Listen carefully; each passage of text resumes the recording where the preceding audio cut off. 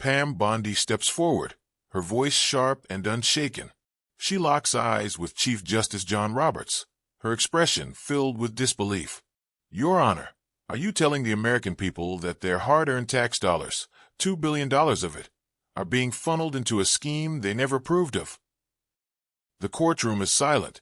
Every pair of eyes is fixed on the judge, waiting for his response. Cameras flash. The weight of the moment hangs in the air. Chief Justice Roberts shifts in his chair. He clears his throat, but does not speak. Pam does not wait. She presses forward. The ruling is done. It is law. And now, millions of Americans are left wondering, who was this really for? Was it for the families struggling to put food on the table? Was it for the small business owners barely keeping their doors open? Was it for the veterans who fought for this country, only to come home and be told there is nothing left for them? A murmur spreads across the room. A single mother in the front row grips the armrest of her chair. Her face is tired, her hands calloused from years of hard work. Beside her, a man in a faded military jacket watches the judge with a look of quiet anger. In the back, a store owner shakes his head. Pam steps closer. Her voice does not waver. These people, these Americans, trusted the system. They followed the rules. And now, you sit there and tell them this is justice. She lets the question hang. Roberts exhales, adjusting his robe. The court has ruled in alignment with. Pam cuts him off. Alignment with who, Your Honor? The Constitution? Or the corporations that lobbied behind closed doors? The tension in the room tightens. The judge's face hardens. The cameras capture everything. Pam glances toward the spectators. Then, she turns back to Roberts. You have the floor, Your Honor. The people are listening. Tell them why they should trust you now. The silence is deafening. Roberts looks away for the briefest moment. Pam does not blink. The courtroom is still. Then, finally, the judge leans forward, his hands gripping the desk. And he speaks. Chief Justice John Roberts leans forward. His voice is even, careful. This ruling aligns with constitutional principles. The allocation of these funds follows legal precedent and... Pam Bondi raises a hand. Legal precedent? Let us talk about what this ruling actually means. She turns to the courtroom. $2 billion. Not for small businesses trying to recover. Not for the families crushed by inflation. Not for the veterans who cannot even get basic health care. No, this money is going somewhere else. She glances at the judge, then back at the audience. The ruling allows this aid package to be redirected. But redirected to who? Let me break it down for you. She pulls a document from the table, unfolding it slowly. Here's where the money is going. Multimillion-dollar firms that claim they need assistance. Corporations that have seen record profits in the last year. Executives who are already lining their pockets. She pauses, scanning the room. And do you know who signed off on this? Not the American people. Not Congress. But a handful of decision-makers behind closed doors, where no one could stop them. Roberts exhales. The court's role is to interpret the law, not to dictate financial policy. Pam does not hesitate.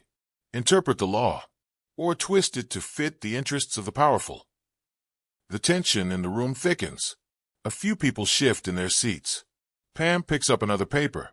Let us look at the victims of this ruling. She gestures toward the back of the room. A man in his 50s stands. His clothes are worn, his expression tired. This is David. He worked for a manufacturing plant for 27 years. 2 months ago, they cut his job. Do you know why? Because the company moved production overseas. And now, instead of helping workers like David, we are funding the same corporations that left him behind. David clenches his jaw, but says nothing. Pam continues. Over here, we have Sarah. She is a farmer. Her family has owned their land for 3 generations. But this year, her costs skyrocketed. Loans piled up. And now, she is being forced to sell. And yet, somehow, there is $2 billion available, but not for her. Sarah stares at the judge, her eyes filled with frustration.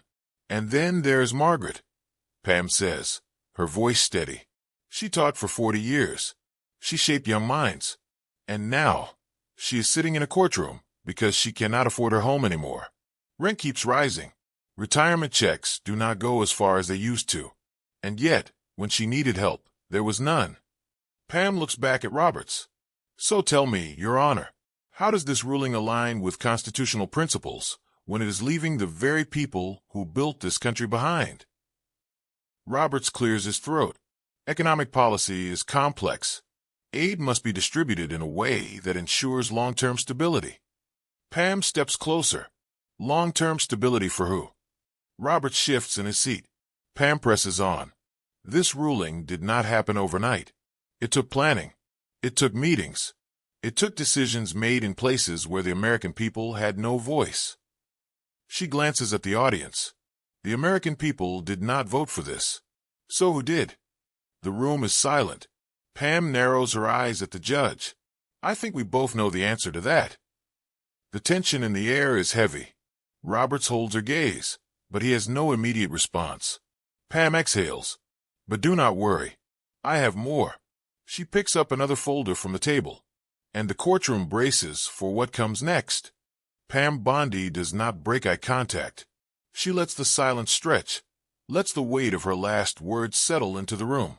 Then, slowly, deliberately, she picks up another folder from the table and opens it. This, she says, holding up a printed document, changes everything. The air in the courtroom tightens. Roberts watches her carefully. Miss Bondi, if this is another attempt to... Pam flips through the pages. This is a series of classified emails, sent between key officials, 2 weeks before the ruling. The room shifts. Murmurs ripple through the crowd. Roberts clears his throat. That information is confidential. You have no right to. Pam looks up. No right? The American people have every right to know how their government is making decisions behind closed doors. She takes a step closer. Here is what they do not want you to see. She turns to the audience. These emails confirm a private dinner between one of the biggest corporate donors involved in this case and high-ranking officials connected to this ruling. Gasps echo in the courtroom. Robert stiffens. These accusations are baseless. Pam lifts another document. Are they? Then explain this. She holds up an email thread. An exchange between lobbyists and policy advisors. The subject line? Securing the vote. The room erupts. Some people shout. Others shake their heads in disbelief. Pam raises her voice. 2 weeks before this ruling, powerful interests were already preparing their victory, while the American people were left in the dark. She scans the room. Do you see now? This was never about helping struggling families. This was never about protecting the economy. This was about money, power, control. She turns back to Roberts. Tell me, Your Honor, is this what justice looks like? Roberts shifts in his seat. I will not engage in political speculation. The court's role is to uphold the law. Pam steps even closer. Then uphold it. Right now. Look these people in the eye and tell them why billionaires get secret meetings while they get eviction notices. A single father in the second row wipes his face. His hands tremble. He swallows hard and stands up. I served this country for 20 years, he says, his voice raw, and now I cannot even afford my medicine. His words hang in the air. The room is silent again. Pam turns back to Roberts. This is who you ruled against. Not politicians. Not corporations. Hard-working people. People who trusted the system to protect them. Roberts exhales. His jaw tightens. The tension shifts. For the first time, the judge does not look in control. Pam presses forward. We are not done yet, because there is one more thing the people need to see. She picks up a final document. The courtroom braces for what comes next.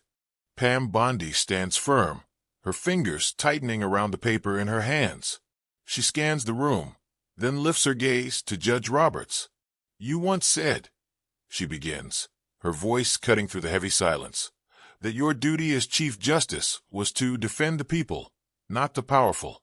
The words hang in the air like a hammer ready to drop. Then gasps. A ripple of shock spreads through the courtroom. Pam holds up the transcript of a past speech. Your own words, Your Honor. spoken in front of the nation, a promise to uphold justice for those who depend on the courts to protect them. Roberts shifts in his seat. His lips part, then press together again. Finally, he clears his throat. That statement was taken out of context. Pam does not blink. No, Your Honor. It is just inconvenient for you right now. The reaction is instant. A murmur sweeps through the audience. Some shake their heads. Others whisper to each other, disbelief thick in their voices. Pam steps forward, closing the space between her and the bench. The American people believed you when you said those words. They trusted you. And now, they are watching as that promise crumbles in front of them. Roberts exhales sharply. This courtroom is not the place for political grandstanding. Pam cuts him off. And yet, behind closed doors, politics decided this case before it ever reached the courtroom. She places another document on the table. Here's what the media did not want the public to see. A screen in the courtroom lights up. The audience turns. A headline appears, one that barely made the news before being buried under other stories. Pam reads it aloud. Supreme Court Justice attended private retreat with top corporate executives weeks before ruling. The room erupts. Some people gasp. Others shout. The tension is suffocating. Roberts raises a hand. That article contains nothing but speculation. Pam steps even closer. Speculation? Or another inconvenient truth? She picks up another piece of evidence. Hotel records. Emails. Witness statements. Everything points to one fact. This ruling was never about justice. It was about favors. Deals made far away from the people who actually needed help. Roberts looks down. His hands grip the edges of his desk. For the first time, he looks trapped. Pam keeps pushing. You said your job was to uphold the Constitution. So tell me, Your Honor, where in the Constitution does it say that billionaires get private meetings while struggling families get ignored? A man in the audience shakes his head. It is a joke, he mutters. The system is rigged. Pam turns to him, then looks back at the judge. That is how they feel. And can you blame them? Robert swallows hard. His voice is quieter now. The law is complex. Not every decision will be popular. Pam's voice sharpens. This is not about popularity. It is about betrayal. She turns back to the audience. What we are seeing today is not justice. It is a boardroom deal disguised as a legal ruling. She exhales, then looks back at the judge. So tell us, Your Honor, what does justice look like to you? Silence. Roberts does not answer. He cannot. And in that moment, the truth is undeniable. Pam Bondi lets the silence stretch. The weight of the moment is crushing. She takes a breath, then speaks, her voice steady. This is not just about this ruling. It is about a broken system that allows it to happen. The courtroom is frozen. No one moves. No one speaks. Roberts exhales, adjusting his posture. He tries to regain control. Laws are not perfect, but they are necessary to maintain order. We cannot make decisions based on public emotion. Pam raises a hand. Order? You call this order. She gestures toward the audience, toward the people who have lost their homes, their savings, their faith in the system. This is not order, Your Honor.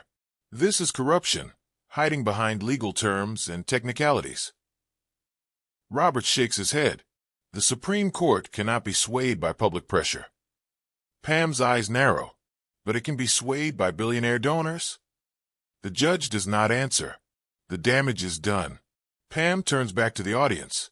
For too long, the American people have been told that this is just the way things work. That justice is slow. That fairness takes time. She shakes her head. But that is a lie. The truth is, those in power move fast when it benefits them. They make decisions behind closed doors, in private meetings, over expensive dinners. And when they are caught, they tell you to just accept it. A man in the audience grips his hands into fists. A woman wipes away a tear. Pam leans forward. The question is, America, are you going to just accept this? The room is dead silent. Are you going to let them keep making these decisions without you? While you struggle to make ends meet? While your voices are ignored? She lets the words settle. Then she continues, "It does not have to be this way. But change will not come from them. It has to come from us." She looks directly into the camera, her voice strong. "Share this. Speak out. Hold them accountable. Because if we do nothing, they will keep doing this, again and again." A final clip plays. Real people. A veteran, staring at his empty pill bottle. A mother, watching her eviction notice tremble in her hands. A father, looking at his child, unsure how to tell them there is no food left. Their voices echo. This is not right. This is not justice. This has to change. The screen fades to black,